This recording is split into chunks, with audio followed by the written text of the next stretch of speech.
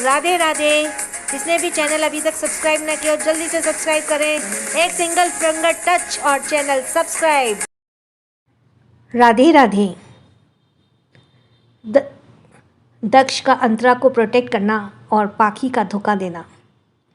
अंतरा पाखी के रूम में गई तो जब रूम में पहुंची तो उसने देखा पाखी एक लाल कलर की साड़ी में रेडी बैठी हुई थी। उसके चेहरे पे कोई भी इमोशन नहीं था। अंतरा ये देखकर उसके पास गई और वो उससे बोली, पाखी तो क्या सोचा है तुमने फैसला ले लिया? तभी पाखी ने जब अंतरा की आवाज़ सुनी तो वह तुरंत अंतरा को देखते हुए बोली, भाभी अच्छा हुआ आप आ गई, वरना मैं खुद आपके पास आने वाली थी। मैंने फैसला ले लिया है, मैं ऋतिक के साथ यहाँ से भाग जाऊँगी। एटलीस्ट मैं अपनी ज़िंदगी खुलकर तो जी पाऊँगी, न कि इस ज़बरदस्ती की शादी में घुट घुट कर।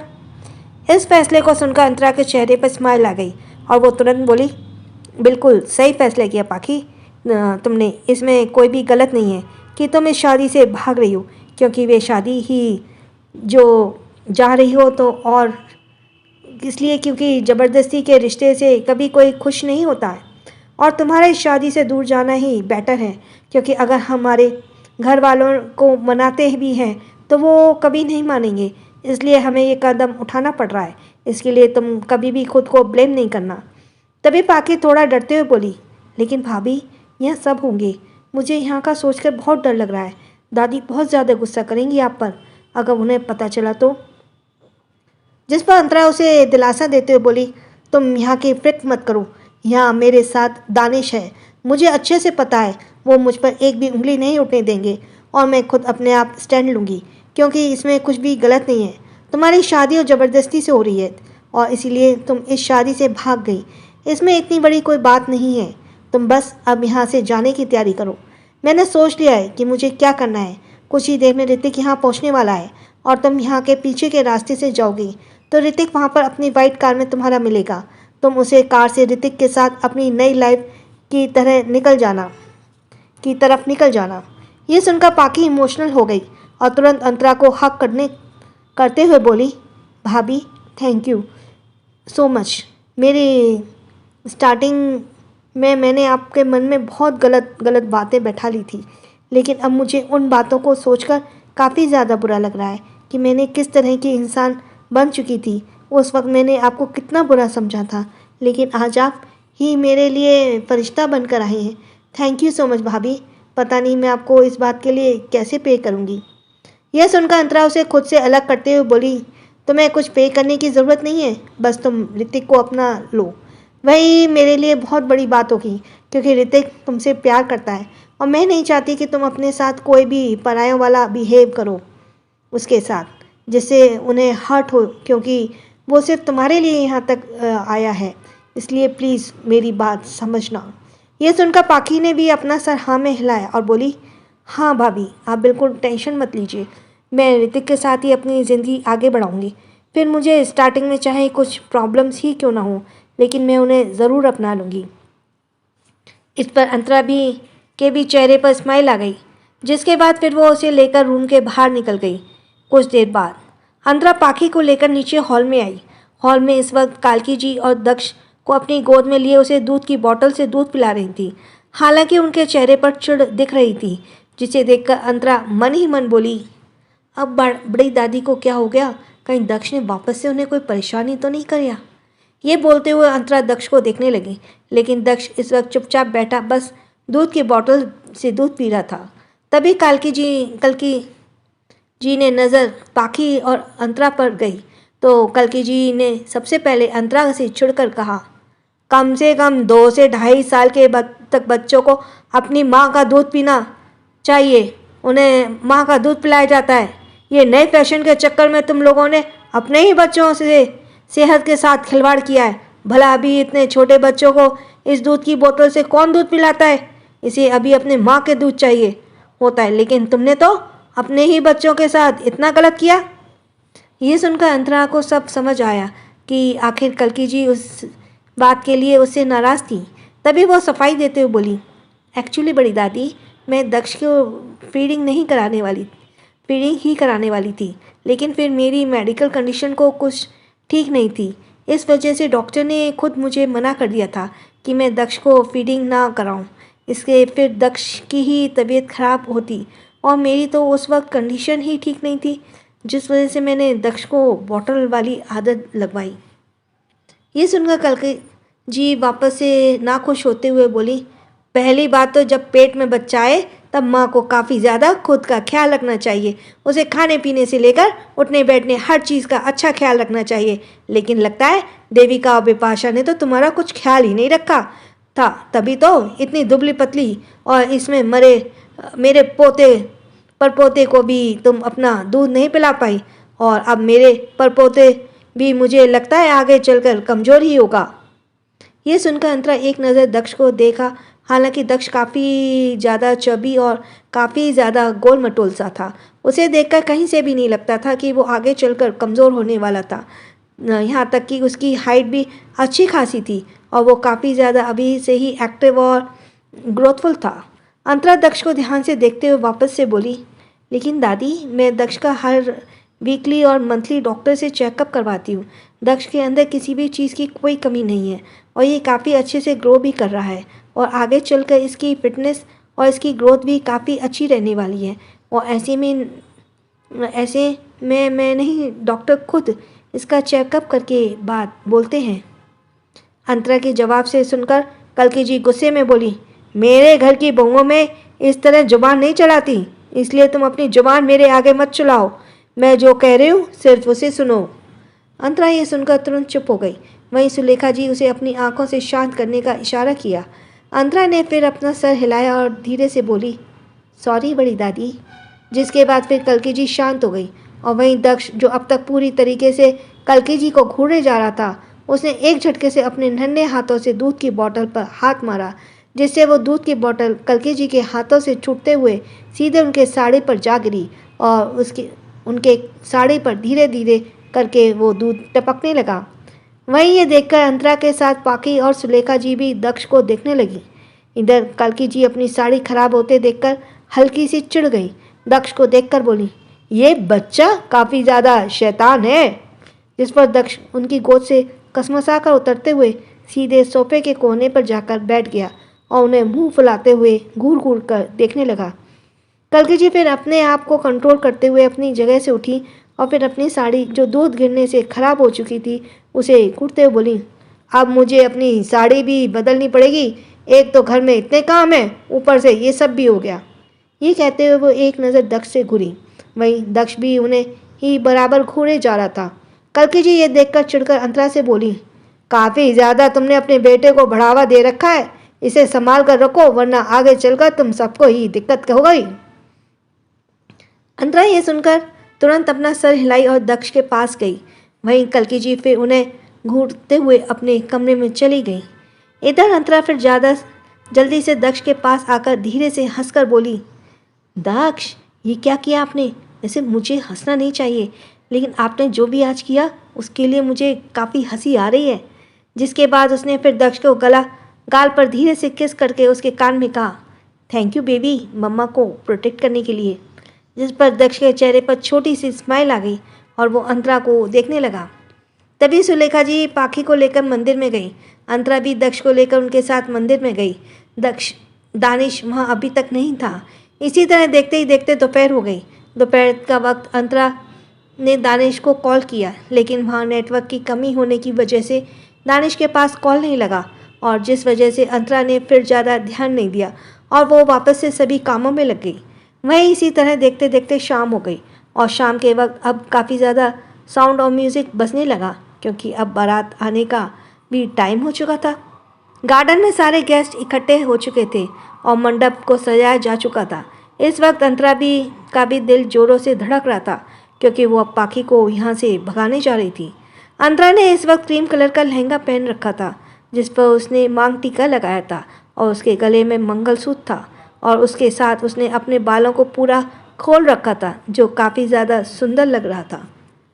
वहीं उसने दक्ष को भी ब्लैक कलर की एक मिनी शेरवानी सूट पहनाया था, जिसमें दक्ष काफ़ी ज़्यादा क्यूट लग रहा था। अंतरा ने दक्ष को अपनी गोद में लिया और सीधे नीचे गई। नीचे उसने देखा कि सभी अपने अपने काम में लगे हुए थे। कोई भी इस वक्त हॉल में या पीछे वाले दरवाजे की तरफ नहीं था। अंतरा ये देखकर कुछ सोचते हुए एक नज़र दक्ष को देखी। इस वक्त टुकुर टुकुर उसे देख रहा था। अंतरा ने देखा, मन में बोला, सबसे पहले मुझे दक्ष को किसी को देना होगा, तभी मैं ये कर पाऊंगी। ये कहते हुए अंतरा ने आसपास का सभी उसे देखा, तभी उसे सुलेखा जी दिखी। सुलेखा जी का देखकर वो जल्दी से अपने पास गई, उनके पास, और दक्ष को उन्हें देते हुए बोली, आंटी प्लीज़ आप दक्ष को कुछ देर के लिए संभाल लीजिए, मैं तब तक पाखी को देख कर आती हूँ कि वो रेडी हुई है कि नहीं, क्योंकि अब बारात भी आ चुकी है और उसे भी बुलाया जा रहा होगा।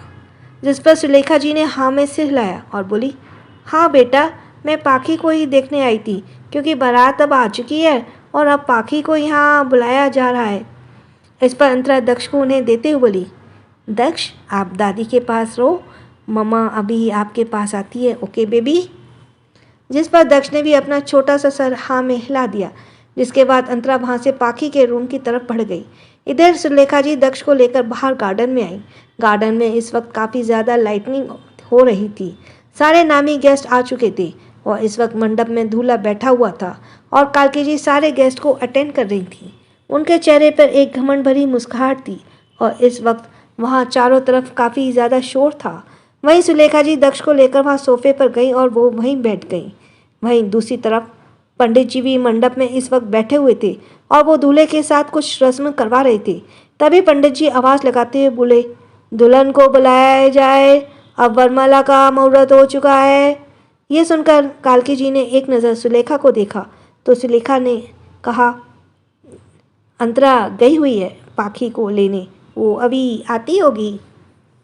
ये सुनकर कालकी जी ने फिर से सिर हाँ में हिलाया, जिसके बाद उन्होंने पंडित जी से कहा, बस दुल्हन आ रही है।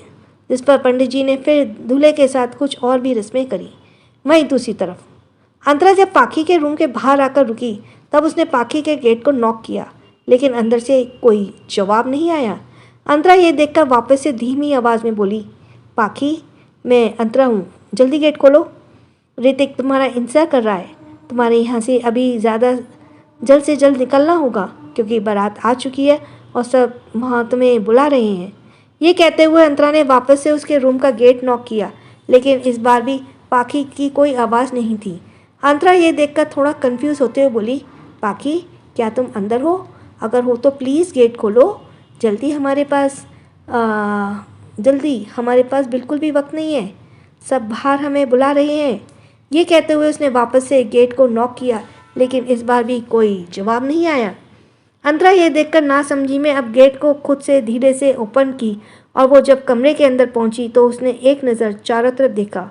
रूम इस वक्त पूरा खाली था। अंतरा ये देखकर नासमझी में इधर उधर देखते हुए आवाज़ लगाई, पाखी कहाँ हो तुम? हमें लेट हो रहा है। ये कहते हुए अंतरा ने एक नज़र वॉशरूम की तरफ देखा, लेकिन इस वक्त वॉशरूम भी खाली था। अंतरा ये देखकर अब अपनी जगह कुछ पल के लिए खामोश खड़ी हो गई और उसके दिमाग में कुछ चलने लगा। वो एक बार फिर चारों तरफ देखने लगी। रूम में और वॉशरूम दोनों खाली थे। तभी उसकी नज़र खिड़की पर गई। खिड़की इस वक्त खुली हुई थी। अंतरा ने जैसे ही खिड़की को देखा उसके दिमाग में अचानक से कुछ चलने लगा और वो एकदम से हैरान रह गई। वो हैरान से एकटक बोली, पाखी अपने मन से भाग गई या यहाँ से? ये बोलते ही अंतरा ने तुरंत अपना फ़ोन पर ऋतिक को कॉल लगाया। उधर ऋतिक ने भी तुरंत कॉल पिक कर लिया और उधर अंतरा हड़बड़ाते हुए बोली, हेलो ऋतिक, क्या पाखी आपके पास आ गई है? तो प्लीज़ क्या आप उससे मेरी बात करा सकते हैं? तभी ऋतिक वहाँ से नासमझी भरी आवाज़ में बोला, नहीं, पाखी तो अभी यहाँ नहीं आई, बल्कि मैं तो अभी भी हवेली के पीछे कार लेकर खड़ा हूँ और मैं कब से गेट के पास देख रहा हूँ, अभी यहाँ से कोई बाहर नहीं आया। ये सुनकर अंतरा और भी ज़्यादा हैरान हो गई और वो हैरानी से बस एकटक उस खिड़की को ही घूरती रह गई। वहीं इधर से ऋतिक के वापस से आवाज़ आई, अंतरा क्या हुआ, क्या बात है, पाखी आ रही है ना? ये बोलते हुए ऋतिक उधर से आवाज़ लगाने लगा, लेकिन इधर अंतरा बस हैरानी से खिड़की को ही घूरे जा रही थी। तभी फिर से गहरी सांस लेकर उसने सेंस में आई और धीरे से बोली, पाखी ने मुझे धोखा दे दिया, वो यहाँ से हमें बिना बताए ही कहीं और चली गई। ये सुनते ही उधर से ऋतिक की आवाज़ आनी बंद हो गई। इधर अंतरा का भी चेहरा पूरी तरह मायूस हो गया और तभी वहाँ तेज़ तेज़ लोगों ने आने की कदमों की आहट आई। अंतरा ने अपना कॉल कट किया और वो एकटक गेट को तरफ देखने लगी। तभी वहाँ सुलेखा, कालकी जी के साथ पाखी के डैड रमन जी भी आ गए और वहाँ कुछ लोग और भी आए। वहीं कालकी जी ने जब अंतरा को देखा तो वो गुस्से से चिल्लाते हुए बोली, इसी लड़की ने भगाया है मेरे पोते को, इसी लड़की ने भगाया है मेरी पाखी को, यही इसके साथ से, और वो इसने भगाया है उसे। अंतरा ने यह सुनकर शॉक्ड हो गई और वो बस एकटक अपनी जगह ही खड़ी रह गई। वहाँ अंतरा ये सब कुछ सुनकर शॉक्ड थी। कालकी जी तुरंत अंदर आते हुए आप आसपास देखकर चिल्लाते हुए बोली, मेरी पोती को इस लड़की ने भगाया है, वही यही लड़की कल से उसके साथ ही थी। मुझे नहीं पता, मेरी पोती चाहिए, मैं अपनी इतनी बड़ी बेइज्जती होते हुए नहीं देख सकती। उनकी आवाज़ काफ़ी ज़्यादा तेज़ थी, जिससे अंतरा अपने 2 कदम पीछे लेते हुए उन्हें हैरानी से देखने लगी। वहीं इस वक्त सुलेखा जी और रमन जी भी अंतरा को ही देख ही जा रहे थे। उनके चेहरे पर भी टेंशन साफ दिख रही थी। कालकी जी वापस से गुस्से से अंतरा की तरफ बढ़ने लगी, जिसे देखकर अंतरा अपने कदम पीछे लेते हुए बोली, बड़ी दादी, आप एक बार मेरी बात सुन लीजिए। आप जैसा सोच रही हैं ऐसा कुछ भी नहीं है, मेरी बात एक बार समझिए, कोशिश करिए। अंतरा ये सब बोल ही रही थी कि तभी कालकी जी उसकी कलाई को पकड़ ली। अंतरा ने दर्द से अपनी आंखें बंद कर ली। वहीं कालकी जी उसे खींचते हुए उस कमरे में बाहर ले जाने लगी। अंतरा को कुछ भी समझ नहीं आ रहा था और उसे यह भी समझ नहीं आ रहा था कि पाखी यहाँ से बिना उसे बताए क्यों भाग गई, और अगर भागी तो इतनी जल्दी कालकी और बाकी सब घर वालों को कैसे पता चल गया उसके बारे में कि वो यहाँ नहीं है। अंतरा बस शॉक्ड होकर ये सब होता हुआ देख रही थी। वहीं कालकी जी उसे खींचते हुए उस कमरे के बाहर ले जाकर सीधे हॉल में ले जाने लगी। सुलेखा जी और रमन जी भी उसके साथ पीछे पीछे जाने लगे। वो जब हॉल में गए तो हॉल में इस वक्त लड़के के परिवार वाले सोफे पर बैठे हुए थे। वहीं अंतरा उन्हें देखकर थोड़ा घबरा गई। तभी कालकी जी तुरंत अंतरा को हॉल लाकर उसे झटके से छोड़ दिया। अंतरा लड़खड़ा गई, लेकिन उसने खुद को संभाल लिया। तभी अगले ही पल कालकी जी चिल्लाते हुए बोली, इसी लड़की ने मेरे पोते को भगाया है, पोती को इसी लड़की ने भगाया है। आप सबकी दोषी यह लड़की है। ये कहते हुए कालकी जी अपने लड़कों वाले की तरफ देखा। भाई इस वक्त वो लड़कों जो दूल्हा था वो गुस्से से अंतरा को देखने लगा। इधर उस लड़के के माँ बाप भी अंतरा को गुस्से से देखे जा रहे थे। तभी अंतरा उन सबको देखकर हकलाते हुए बोली, आप सब एक बार मेरी बात समझने की कोशिश करिए। मैंने पाखी को नहीं भगाया। आप सबको ज़रूर कोई गलतफहमी हुई होगी। आप सबको ये बात पता कैसे चली कि पाखी यहाँ से भाग गई और मैंने उसे भगाया है, ये किसने बताया आपको? तभी गुस्से से कालकी जी ने अपने दूसरे हाथ में पकड़े उस कागज़ को अब उसके सामने गुस्से से किया। अंतरा उस कागज़ को देखने लगी जिसमें कुछ लिखा था। अंतरा हैरानी से उसको अपने हाथों में ली। वहीं कालकी जी उसे देखते हुए गुस्से से आगे बोली, ये है, इसे पढ़ो, इसमें साफ साफ पाखी ने लिखा है कि वो यहाँ से आज भाग रही है और ये सब तुमने किया है और इसमें तुम उसका पूरा साथ दे रही हो, पढ़ो इसे। उसके बात को सुनकर अंतरा हैरानी से उस कागज़ में लिखे शब्दों को पढ़ने लगी और जैसे जैसे वो उसे पढ़ रही थी उसकी आंखें बस बड़ी होती जा रही थी। उसमें साफ साफ पाखी ने मेंशन किया था कि उसके भागने की वजह सिर्फ और सिर्फ अंतरा है और अब वो कभी यहाँ वापस लौटकर नहीं आएगी। ये पढ़कर अंतरा 2 कदम पीछे हटते हुए बोली, ये पाखी ने लिखा है। तभी सुलेखा जी हल्के गुस्से में बोली, हाँ, ये पाखी ने ही लिखा है। हमें अभी एक नौकर ने लाकर दिया है और जब से हमें ये मिला है तब से हम बहुत ज़्यादा परेशान हैं और अब जब हम यहाँ कमरे में आए तो पाखी सच में यहाँ से भाग चुकी थी। अब बताओ इसमें हम क्या करें? कितनी बदनामी होगी। बाहर सारे रिश्तेदार और गेस्ट बैठे हुए हैं। अगर ये शादी नहीं होगी तो लोग क्या सोचेंगे हमारे बारे में? तभी अंतरा कुछ कहती उससे पहले ही लड़के की माँ गुस्से से बोली, अगर अपनी बेटी को इतना ही भरोसा नहीं था तो आपने उसकी शादी ही क्यों तय किया? हमारी बदनामी कराने के लिए? अब हमारे लड़के का रिश्ता जल्दी नहीं आएगा कहीं से भी, क्योंकि इस तरह बारात वापस जाएगी तो हमारी बेइज्जत की धज्जियाँ उड़ जाएंगी। क्या आप सबको ज़रा भी किसी बात का एहसास नहीं है कि अब हमारी कितनी बेइज्जती होगी। हमारे आप सब को अपनी बेटी पर कोई काबू नहीं था आपको। हाँ, फिर ऐसी बहू को भी अपने घर की पनाह दे रही की है जो घर की इज्जत को ही भगाने में लगी हुई है। ये सब सुनते ही कालकी जी गुस्से में और भी ज़्यादा आ गई और वो अंतरा को जानलेवा नज़रों से देखते हुए बोली, ये लड़की तो मुझे शुरू से ही ना पसंद थी।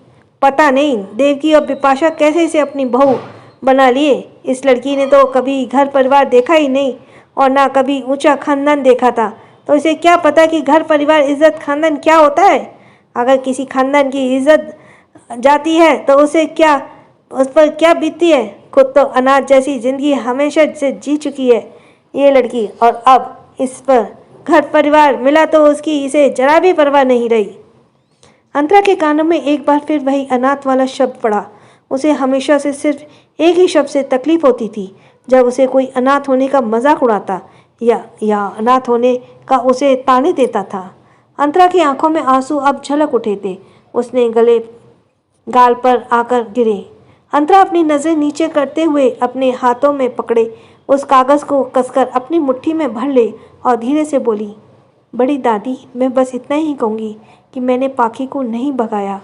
और अभी वो कुछ कहती कि तभी कालकी जी गुस्से में बोली, बस अब एक शब्द तू नहीं बोलेगी अपने मुंह से। मुझे तू पूरी तरीके से अब खटक रही है। अब तो मुझे सिर्फ ये बात कि मेरी पोती आखिर कहाँ गई है, कहाँ भगाया है तूने उसे, सिर्फ मुझे इसका जवाब दी। अंतरा ये सुनकर उनके तरफ देखते हुए नाम में सिर हिलाकर बोली, बड़ी दादी, मुझे नहीं पता पाखी कहाँ है। मैं उसे यह बताना चाह रही थी कि मैंने बेशक पाखी को यहाँ से भगाने का प्लान किया था, लेकिन पाखी एंड मोमेंट पर अपने आप ही यहाँ से भाग गई, जिसका पता मुझे कुछ ही नहीं है। और मैं यही जानती हूँ कि पाखी आखिर इस वक्त और मैं नहीं जानती कि पाखी इस वक्त कहाँ है और कहाँ गई। प्लीज़ मुझ पर भरोसा करिए। ये कहते हुए उसने पहले सुलेखा जी और फिर सुलेखा जी की तरफ भी देखा और बोली, आंटी, एटलीस्ट आप तो मुझ पर भरोसा करिए। मैं मानती हूँ मैंने पाखी को यहाँ से भगाने की कोशिश की थी, वो भी उसका एक रीज़न था क्योंकि आप लोग पाखी की शादी ज़बरदस्ती कर रहे थे और पाखी की आंखों में मैंने उदासी देखी थी। इसी वजह से मैंने उसको भगाने की सोची थी, लेकिन अभी जब मैं खुद उसे लेने के लिए कमरे में आई तो वो ऑलरेडी यहाँ से भाग चुकी थी, जिसका मुझे कुछ भी अता पता नहीं है कि वो कहाँ गई, किसके पास है। प्लीज़ मुझ पर यकीन करें। ये कहते हुए वो रमन जी की तरफ भी देखने लगी। इस वक्त अंतरा अपनी सफाई दे रही थी क्योंकि उस पर झूठा इल्ज़ाम लगाया जा रहा था। बेशक अपने पाखी को भगाने का प्लान किया था, लेकिन पाखी इस तरह अपने मन में भाग जाएगी उसे उसकी उम्मीद कभी नहीं थी।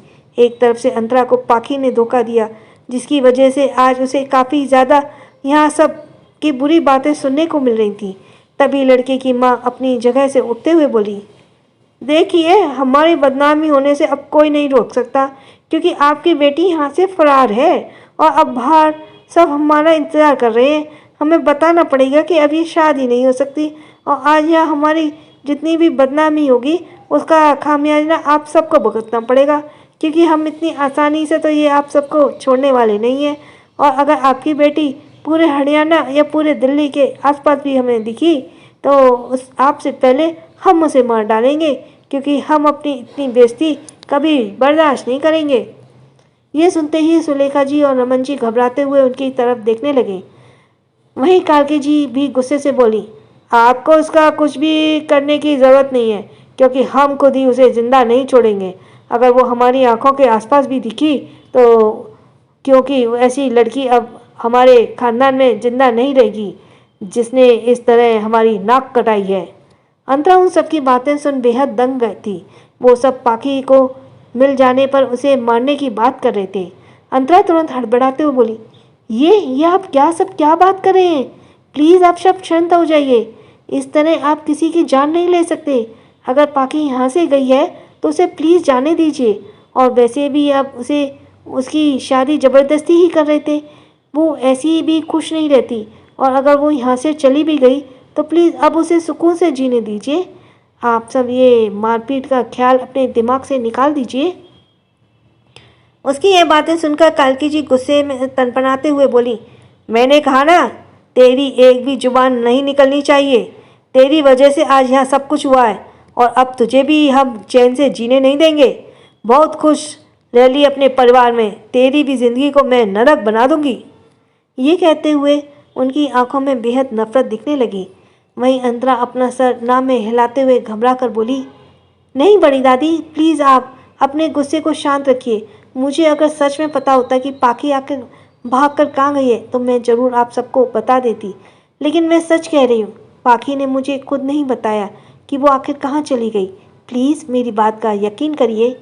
ये बोलते हुए तभी अंतरा के दिमाग में अचानक से दक्ष का ख्याल आया। दक्ष का ख्याल उसके आसपास तुरंत देखा। दक्ष वहाँ नहीं था। तब उसने सुलेखा जी को देखा, जिन्हें आखिरी बार उसने उसे दिया था। अंतरा हड़बड़ाते हुए सुलेखा जी से बोली, आंटी, मेरा दक्ष कहाँ है? वो आपके पास था ना? वहीं सुलेखा जी ने जब ये सुना तो वो धीरे से बोली, भार दक्ष को मैंने अपने एक रिश्तेदार को दिया था, वो भारी होगा। वही ये सुनकर अंतरा फिर शांत हो गई। हालांकि उसे पता क्यों नहीं, उसके दिल में एक डर सा बैठ गया था और वो अभी इसी वक्त दक्ष के पास जाना चाहती थी और वो जाने के लिए मुड़ी ही थी, लेकिन तभी अचानक ही काल्की जी गुस्से से बोली, लड़की, तू अभी कहीं बाहर नहीं जा सकती। पहले तू मेरे सवालों का जवाब दे, क्योंकि मुझे अच्छे से पता है तू झूठ बोल रही है। साफ साफ बता, पाखी कहाँ गई है? और अगर तूने ये नहीं बताया तो हम तुझे दक्ष से मिलने नहीं देंगे, उसे तुझसे दूर कर देंगे। ये सुनते ही अंतरा की आंखें फैल गईं और वो ना हैरानी से बोली, बड़ी दादी, आप ये कैसी बात कर रहे हैं? मैंने आपको बताया ना, मुझे नहीं पता पाखी कहाँ है। आप समझने की कोशिश क्यों नहीं कर रही? जिस पर काल्की गुस्से से उसकी तरफ बढ़ती हुए बोली, मैंने कहा मुझे मेरी पाखी का पता चाहिए, क्योंकि मुझे अच्छे से पता है तू झूठ बोल रही है और मुझे मेरी पाखी चाहिए, समझी तू? ये कहते हुए वो करीब बढ़ रही थी। वहीं अंतरा का दिल एक अनजान डर से घबरा रहा था। इस वक्त वो दक्ष के पास जाना चाहती थी। तभी अंतरा को कुछ लोग कुछ आगे कहती उससे पहले फ़ोन रिंग करने लगी। उसने अपने हाथ में फ़ोन देखा तो खुद से बोली, ये इस वक्त मुझे कॉल क्यों कर रहा है? ये बोलते हुए अंतरा ने उस कॉल को फिर कट कर दिया और वो वापस से काल्की जी को देखते हुए उन्हें समझाते हुए बोली, बड़ी दादी, प्लीज़ आप मेरी बात समझने की कोशिश करिए। मुझे सच में नहीं पता कहाँ है, उसने मुझे कुछ नहीं बताया। हालांकि उसने पहले मैंने जो प्लान किया था उसे भगाने का, उसमें मुझे बखूबी पता था कि वो कहाँ जाएगी, लेकिन अब उसने मन में यहाँ से भागी है अपने मन से, तो इस वजह से मुझे कुछ नहीं पता। प्लीज़ बड़ी दादी, वो रिक्वेस्ट करने लगी, लेकिन तभी वापस से उसका फ़ोन रिंग करने लगा। ये देखकर अंतरा ने वापस से उसका फ़ोन कट कर दिया, जिसके तुरंत बाद वापस से उसका फ़ोन रिंग हुआ। अंतरा को अब कुछ ज़्यादा गुस्सा आ रहा था और वो फ्रस्ट्रेशन में उस कॉल को देखने लगी जो लगातार आए जा रहा था। अंतरा फिर एक नज़र काल्की जी को देखा और वो थोड़ा अपना सर नीचे करते हुए बोली, एक इम्पॉर्टेंट कॉल है, मैं बस 1 मिनट में आई। ये कहकर वो साइड में चली गई और कॉल पिक करते हुए गुस्से से बोली, क्या है? क्यों मुझे कॉल कर रहे हो? तुम पागल हो गए हो क्या रेयान? ये कहकर अंतरा अभी चुप ही हुई थी कि उधर कॉल से रेयान की आवाज़ आने की बजाय किसी के रोने की तेज़ तेज़ आवाज़ आने लगी। ये सुनकर अंतरा का दिल अचानक से बैठ गया और वो कुछ पल की खामोशी के बाद चिल्लाते हुए बोली, दक्ष, कहाँ हो आप? आप ऐसे रो क्यों पड़ रहे हो बेबी? क्या हुआ आपको दक्ष? वहीं दक्ष की उधर कॉल से काफ़ी ज़्यादा रोने की आवाज़, तेज़ आवाज़ आ गई, जिसे सुनकर अंतरा का शख्स अब शरीर कांपने लगा। तभी उधर से दक्ष की अब आवाज़ आना बंद हो गई और फिर रेयान शैतान की तरह हंसते हुए बोला, तुम्हारा बेटा मेरे पास है। अगर तुम उसे सही सलामत चाहती हो तो तुम्हें अभी इसी वक्त बिना उस दानिश से बताए मेरे पास आना होगा। और ध्यान रहे, अगर तुमने कोई भी चालाकी की तो मैं दक्ष को जिंदा नहीं छोड़ूंगा, वे क्योंकि अब मुझे तुम्हें किसी भी तरह से पाना है, जिसमें ये भी नहीं देखूंगा कि वो बच्चा है या कोई बड़ा। फैसला अब तुम्हारे हाथ में है। ये कहते हुए रेयान किसी शैतान की तरह हंसने लगा। वहीं उसकी ये बात सुनकर अंतरा दंग रह गई और वो हकलाते हुए बोली, ये कैसी बेहुदा बातें कर रहे हो रियान? तुम ऐसा कैसे कर सकते हो? तुम मेरे दक्ष को मारने की बात अपने दिमाग से ला भी कैसे सकते हो? तुम तो खुद उसे चाहते थे, तुम खुद उसे मानते थे ना, तुम ऐसा कैसे कर सकते हो? उसके साथ तुम पागल तो नहीं हो गए हो? तभी उधर से रियान शैतानी हंसते हुए बोला, हाँ मैं पागल हो गया हूँ और अब इसी पागलपन में मैं उसे मार भी सकता हूँ और तुम उसमें कुछ भी नहीं कर सकती। लेकिन हाँ, अगर तुम मेरे पास आ रही हो तो मैं इसे छोड़ सकता हूँ, वरना मुझे ये करने में कोई दिक्कत नहीं होगी, क्योंकि मुझे अच्छे से पता है ये बच्चा उस दानिश ओबरॉय का खून है और वैसे भी मुझे दानिश ओबरॉय को कभी ना कभी मारना ही है, तो शुरुआत इस बच्चे से ही कर लूँगा। ये सोचते ही अंतरा गुस्से से अब चिल्लाते बोली, रियान, तुम सच में पागल हो चुके हो। तुम ये कैसी अनाप शनाप बातें कर रहे हो? अगर मेरे दक्ष को कुछ भी हुआ ना तो मैं तुम्हें जिंदा नहीं छोड़ूंगी, तुम उसके साथ कुछ भी नहीं कर सकते। तभी रियान बोला, तुम्हारे पास सिर्फ आधे घंटे हैं, तुम इस आधे घंटे में मेरे बताए गए एड्रेस पर चली आओ, वरना इस आधे घंटे के बाद मैं दक्ष की लाश को तुम्हारे पास भेजूंगा और तुम्हारा ये आधा घंटा शुरू होता है अब। इतना बोलकर रियान बिना अंतरा की आगे कोई बात सुने कॉल कट कर दिया। वही अंतरा अभी भी शॉक्ड एक्सप्रेशन के साथ खड़ी थी। तभी उसके फ़ोन पर वापस से रियान का एक मैसेज आया जो एड्रेस मैसेज था। तो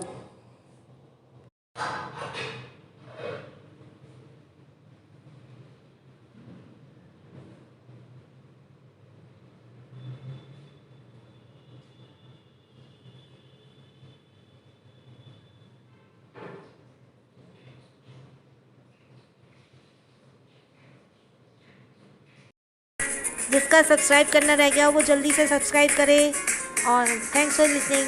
छोटों को प्यार, बड़ों को सम्मान। राधे राधे।